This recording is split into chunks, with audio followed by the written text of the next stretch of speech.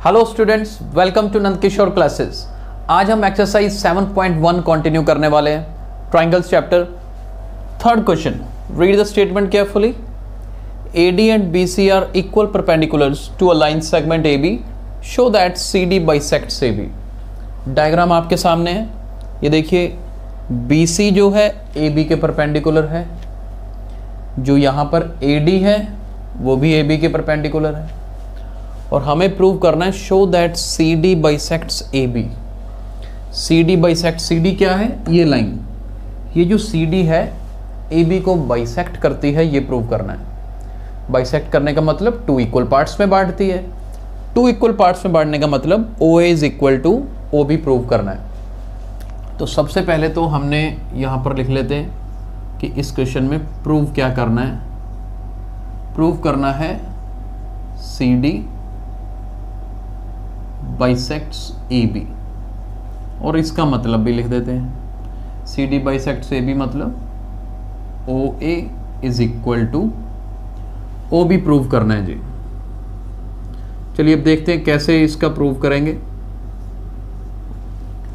सबसे पहले तो हमने क्या करना है, ये जो दो ट्रायंगल्स हैं ना, इन दोनों ट्रायंगल्स को कॉन्ग्रुएंट प्रूव कर देना है।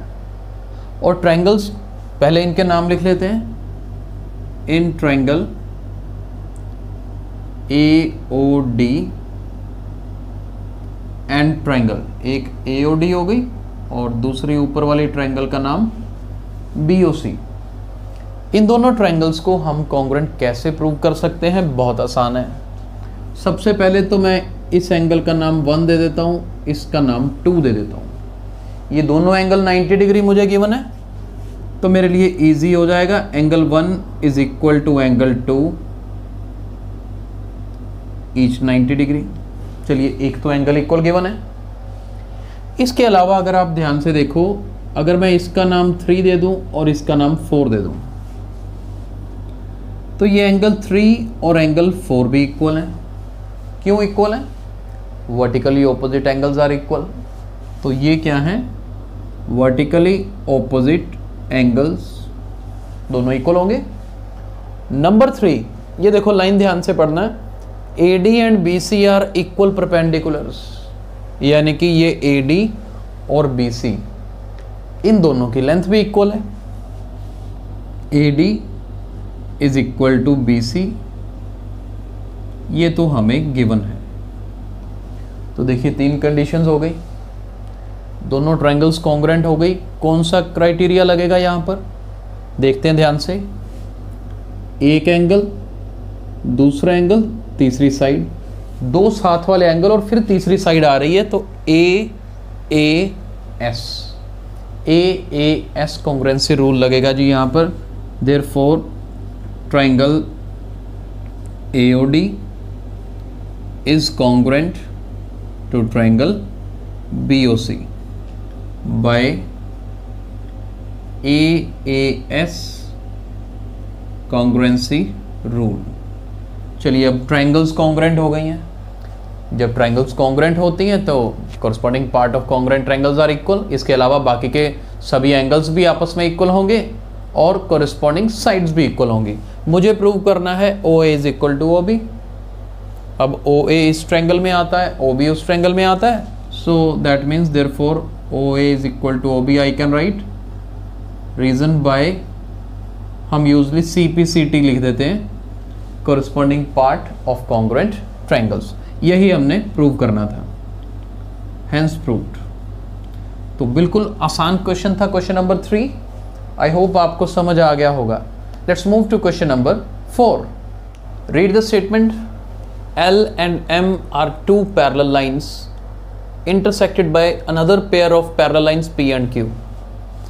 एक L और एक M, ये दो पैरेलल लाइंस हैं, intersected by another pair of parallel lines P and Q, यानी कि एक ये रही P और एक Q। तो कुल मिलाकर L और M पैरेलल है, P और Q पैरेलल है।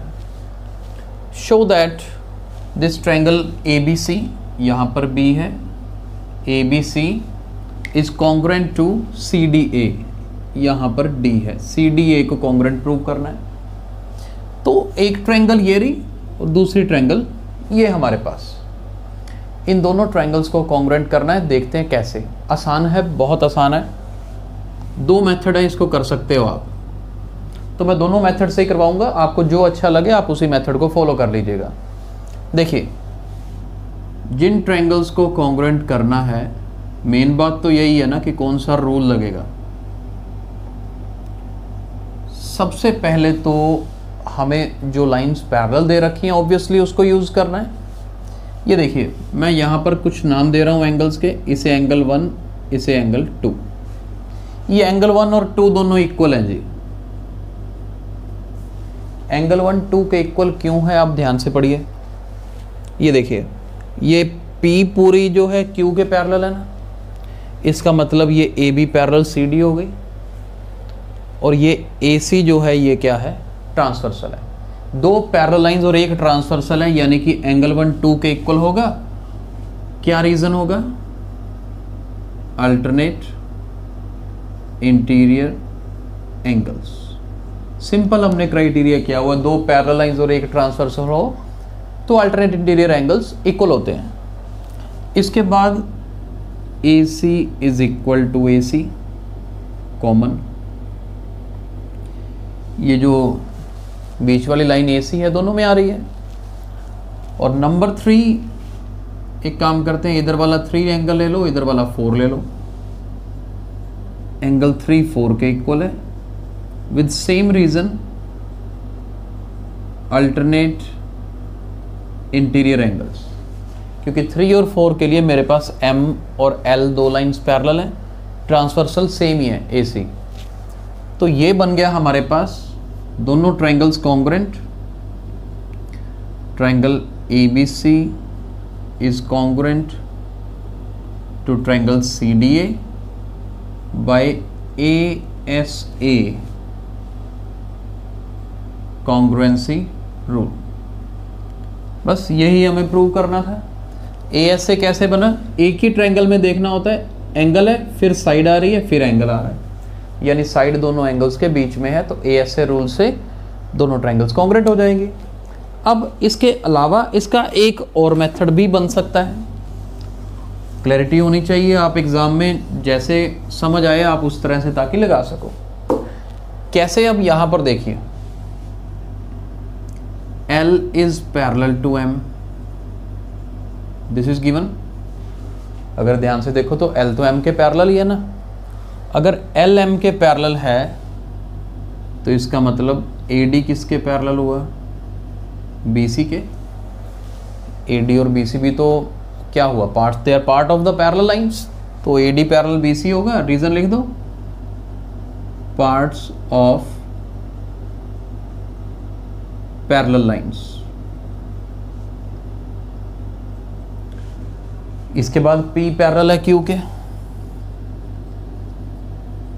ये गिवन है। अगर ये पूरी लाइन P Q के पैरेलल है तो मतलब AB पैरेलल DC होगा।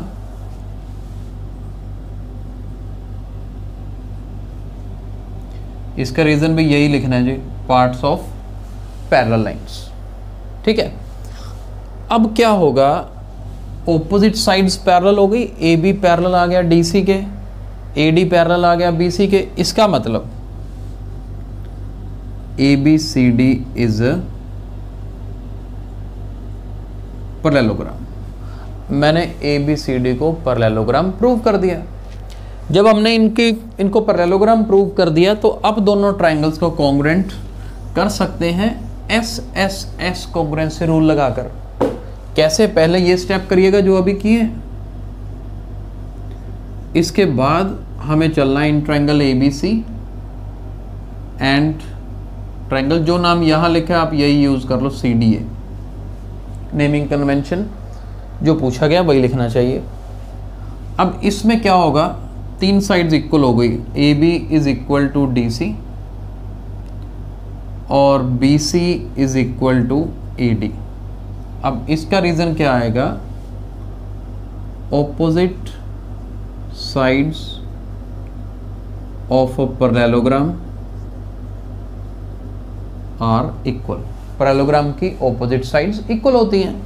और तीसरा, AC is equal to AC, common, ये दोनों में कॉमन आ रही है, राइट। तो therefore triangle ABC is congruent to triangle CDA by SSS congruency rule, hence proved. तो हमने इस इक्वेशन को दो मेथड से किया, ASA कॉन्ग्रुएंसी रूल भी लगा सकते हो, SSS कॉन्ग्रुएंसी रूल भी लगा सकते हैं, right. Let's move to question number 5। Read the statement, line L is the bisector of angle A। Diagram आपके सामने, ये L लाइन नजर आ रही है, एंगल A को बाइसेक्ट करती है। एंगल A को बाइसेक्ट करने का मतलब एंगल को 2 इक्वल पार्ट्स में बांटती है, यानी इधर 1 ले लूं और इधर 2, तो 1 और 2 दोनों इक्वल हैं, दोनों angle. And B is any point on L, ये B कोई एक पॉइंट है L के ऊपर। BP and BQ are perpendiculars, और ये इधर BP और BQ परपेंडिकुलर्स हैं। BP BQ परपेंडिकुलर्स मतलब ये एंगल 3 भी 90 डिग्री का है, एंगल 4 भी 90 डिग्री का है। हमें प्रूव करना है इन दोनों ट्रायंगल्स को कॉन्ग्रुएंट करना है। फर्स्ट पार्ट, ये दो ट्रायंगल्स कौन सी हैं, एक ये जहां क्रॉस लगाया, एक ऊपर वाले, ये दोनों ट्रायंगल्स को कॉन्ग्रुएंट प्रूव करना है। Second, BP is equal to BQ prove करना है। चलिए सबसे पहले तो इन triangle APB and triangle AQB, इन दोनों ट्रायंगल्स को प्रूव करते हैं। कैसे प्रूव करेंगे इन दोनों ट्रायंगल्स को, ये इधर मैं एंगल 1 ले लेता हूँ नीचे और एंगल 2 ऊपर कर देते हैं, हालांकि कोई फ़र्क नहीं पड़ता, स्टिल एक सिस्टम रखने के लिए कि APB जो है ये नीचे वाली है, तो पहले एंगल 1 लेफ्ट साइड में लिखे हम कि angle 1 is equal to angle 2। क्यों angle 1 is equal to angle 2 है, यहाँ पर हमें गिवन है L is the bisector of angle A, और इसका रीज़न भी लिखते हैं यही साथ में, since L is the bisector of angle A, this is given. Line L कर दीजिए, line L is the bisector of angle A। इसके बाद एंगल 3 4 के इक्वल है, ईच 90 डिग्री, दोनों एंगल 90 के दे रखे हैं। तीसरा देखो AB साइड जो बीच में नजर आ रही है आपको, AB is equal to AB, this is common क्योंकि ये दोनों ट्रायंगल्स में आ रही है। ये देखो मिडल में जो AB है, तो अब दोनों ट्रायंगल्स कॉन्ग्रुएंट हुई, therefore triangle APB is congruent to triangle AQB। कौन सा रूल लगेगा, by AAS congruency rule. AAS congruency rule यानी कि एंगल एंगल साइड, ये एक एंगल, ये एक एंगल, और साइड कौन सी हो गई, AB, ठीक है जी। तो AAS कॉन्ग्रुएंसी रूल से triangles congruent first part prove हो गया, देयरफॉर सेकंड पार्ट भी साथ ही प्रूव हो गया, BP is equal to BQ by CPCT corresponding part of congruent triangles, क्योंकि BP नीचे वाली ट्रायंगल में आता है, BQ ऊपर वाली ट्रायंगल में आता है। जब दो ट्रायंगल्स कॉन्ग्रुएंट होती हैं तो उनकी कॉरस्पॉन्डिंग साइड्स और कॉरस्पॉन्डिंग एंगल्स भी इक्वल हो जाते हैं। तो बहुत आसान क्वेश्चंस थे। तो आज हमने 3 क्वेश्चन कवर किए, 3rd, 4th and 5th। I hope आपको तीनों क्वेश्चन समझ आ गए होंगे। आगे नेक्स्ट क्वेश्चंस हम अपने नेक्स्ट लेक्चर में करेंगे। Thank you so much.